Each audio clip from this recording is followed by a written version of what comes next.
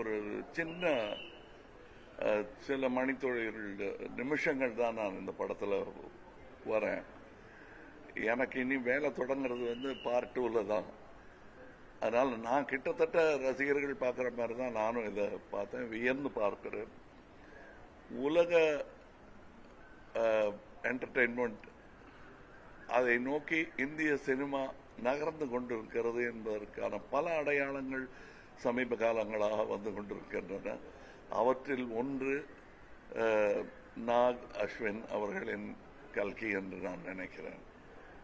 ஏன்னா நம்மளுடைய ஆயுதங்கள் ரொம்ப கையால் செய்த ஆயுதங்களாக இருந்தாலும் அதோடைய வலிமை உலகம் பூரா பேசப்படும் என்பதற்கு அடையாளமாக சயின்ஸ் ஃபிக்ஷன், மித்தாலஜி எல்லாத்தையும் கலந்து எந்த அளவுக்கு அது எம்பாரஸ்மெண்ட் இல்லாமல், மத சார்பும் ரொம்ப இல்லாமல் அதை ரொம்ப கிளவராக பண்ணியிருக்காங்க. நான் மித்தாலஜி படங்களில் நடித்ததே கிடையாது. நான் மனிதர்களோட வாழ்பவன். அதனால் இருந்தாலும் ஒரு சுவாரஸ்யமான கதையை இவர் சொல்லியிருக்கிறார். கதை சொல்லிகள் என்று வரும்போது இந்தியாவுடன் போட்டி போடுவதற்கு கிரேக்கம் போன்ற, சைனா போன்ற நாடுகளால் தான் இயலும். மற்ற கல்ச்சர்ஸ்க்கு அவ்வளோ கதைகள் கிடையாது. அந்த கதைகளிலிருந்து செலக்ட் பண்ணி செதுக்கி எடுத்து ஒரு ஜனரஞ்சகமான படத்தை உருவாக்கி இருக்கிறார். ரொம்ப பொறுமையுடன் எல்லாரையும் பொறுமையுடன் அழைத்து வரவழைத்து அவங்கள இதில் பங்கெடுத்துக்க வச்சிருக்காங்க. அமித்ஜி எல்லாம் எந்த பட்டியலில் சேர்க்கறது, இளம் நடிகர்கள் பட்டியலையா இல்லை பழம் நடிகர்கள் பட்டியலில் சேர்க்கறதாங்கிறது குழப்பம் வர்ற அளவுக்கு அவ்வளோ பிரமாதமாக பண்ணியிருக்காரு. இதில் வரக்கூடிய இது ரெகுலர் ஒரு ஆந்திராவில் இருந்தோ அல்லது வடநாட்டில் இருந்தோ ஒரு படம் வரும்போது ஒரு டியூட் எத்தனை இருக்கு, ஃபைட் எத்தனை இருக்குன்னு, இதில் டியூட் எத்தனை இருக்குன்னு கேட்டால் இல்லைன்னு கூட தைரியமாக சொல்லலாம். ஆனால் ஃபைட்ஸ் எக்கச்சக்கமாக இருக்கு. இது குழந்தைகளை எண்ணி எடுக்கப்பட்ட படம் மாதிரி தான் எனக்கு தெரியுது. நீங்க என்ன தாடியில் கொஞ்சம் வெள்ளை தெரியுது, நீங்க குழந்தைகள் படத்தை ரசிக்கிறீங்கன்னா எல்லாருக்குள்ளேயும் குழந்தை இருக்கிறது என்பதை நினைவுபடுத்தும் ஒரு படம். இது ரெகுலரா வர்ற பாட்டுகள் அந்த மாதிரி எல்லாம் பண்ணாம வித்தியாசமா ஆனா ஜனரஞ்சகமாக செய்திருக்கும் ஒரு முயற்சி. இந்த முயற்சியில் என்னாலும் கைகோர்க்க முடிந்தது என்பதில் மகிழ்ச்சி. இனியும் இந்த கூட்டு முயற்சி தொடரும் என்பதுதான் எனக்கு மனதில் சந்தோஷமாக இருக்கிறது. அடுத்து இன்னைக்கு இங்கிருந்து நேர சிங்கப்பூரில் இருந்து தொடங்குகிறோம். இந்தியன் 2 உடைய இங்கிருந்து ஆரம்பித்தோம், சென்னையிலிருந்து ஆரம்பித்தோம், பம்பாய் போனோம். இப்பொழுது அடுத்த பயணம் அதற்கு தொடங்குகிறேன். ரொம்ப சந்தோஷமா இருக்கு. இதை பற்றிய செய்திகள் எல்லாம் உலகெங்கிலும் இருந்து வந்து கொண்டிருக்கிறது. நல்ல செய்தியாக இருக்கிறது. இது இந்திய திரைப்படங்கள், திரைப்பட தொழில் அதற்கே வலு சேர்க்கும் என்று நான் நம்புகிறேன், ஆசைப்படுகிறேன்.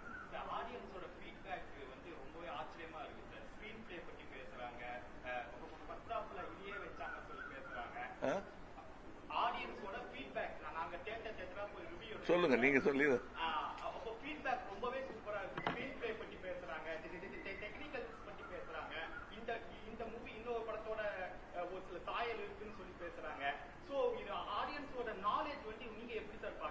இல்ல இல்ல, ஆடியன்ஸுக்கு தெரியாதுன்னு சொல்றது, ஜனங்கள் இப்படித்தான் சொல்றதெல்லாம் இயலாதவரின் கூற்று. அது நான் சொல்லவே மாட்டேன். இதெல்லாம் புரியாது, நம்ம மக்களுக்கு இதெல்லாம் புரியாதுன்னு சொல்றது. அது எப்படி பாட்டு இல்லாத ஒரு ஜேம்ஸ் பாண்ட் படத்தை கூட்டமா போய் பார்த்துட்டு வர்றாங்க. பாஷையும் புரியாமல் நல்ல டெக்னிக் தமிழனுக்கு புரியாதுன்னு சொல்றது ஏற்றுக்கொள்ளவே முடியாது. மொழியே இல்லைனாலும் தமிழர்கள் நல்லா இருந்ததுன்னா பார்ப்பாங்க.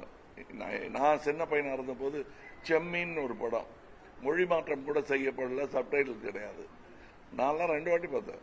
எதுக்காக பார்த்தேன்னு இப்ப கேட்டா எனக்கு சொல்ல தெரியாது. ஆனா எல்லாரும் போய் பார்த்தாங்க. சென்னையில 100 நாள் ஓடிச்சுன்னு நினைக்கிறேன், ஞாபகம் இல்லை. அதே மாதிரிதான் நீங்க மரோ சரித்திரா என்ற படத்தை எந்த டப்பிங்கும் இல்லாமல் தெலுங்கு படமாகவே அது இங்க ஓடி இருக்கிறது. நம்ம தான் கலைக்கு மொழியை திணிக்கிறோம். அதுக்குள்ள சினிமா என்பது தனி மொழி. அதற்கான உதாரணம் இதில் தெரிகிறது. அந்த மொழி தன்னுடைய பலத்தை இன்னும் அதிகரித்துக் கொண்டே இருக்கிறது. வழக்கமா இருக்கக்கூடிய பண்டிதர்கள் சொல்லும் சினிமாவிலிருந்து மாறுபட்ட சினிமா அது. ஒரு பக்தி சினிமா இப்ப எடுத்தா இப்படி இருக்குமான்னு சொல்ல முடியாது. ஆனா அதுவும் இல்லாமல் இதுவும் இல்லாமல் சயின்ஸ் பிக்ஷனையும் இதையும் சேர்த்து செய்த கலவை நல்ல யுக்தி என்று நான் நினைக்கிறேன். ஏன்னா தேவையில்லாத கேள்விகளை இதுல கேட்கவே முடியாது. அந்த கேள்வி கேட்பதற்கு நேரமே இல்லாமல் இது புனை கதை தான் என்று தைரியமாக சொல்லி ஆரம்பிக்கும் போது கேள்வியை கேட்க முடியாது.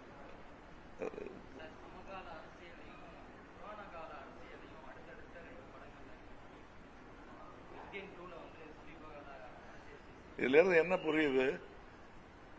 நாம் கைப்பாவைகளாக இருந்திருக்கிறோம் யுக யுகமாக என்று தெரிகிறது. அப்பவும் அரசியல் இருந்திருக்கு, இப்பவும் அரசியல் இருந்திருக்கு. நல்லவர்கள் கையில் அது இருக்க வேண்டும் என்பதுதான் நம்முடைய ஆசையாக இருக்க வேண்டும். நான் செய்த எல்லா படத்திலும் என்ன திடீர்னு அரசியல் பேசுறீங்களேங்கிறாங்க. திடீர் கிடையாது. தேவர்மலையும் அரசியல் தெரியும், விருமாண்டிலையும் அரசியல் இருக்கும். எவ்வளவு தூரம் நம்ம அரசியலை பத்தி பேசணுங்கிறது தான்.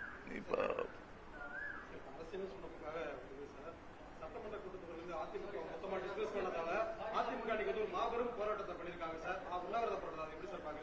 போராட்டங்கள் தொடரும், சட்டம் வெல்லும். நன்றி.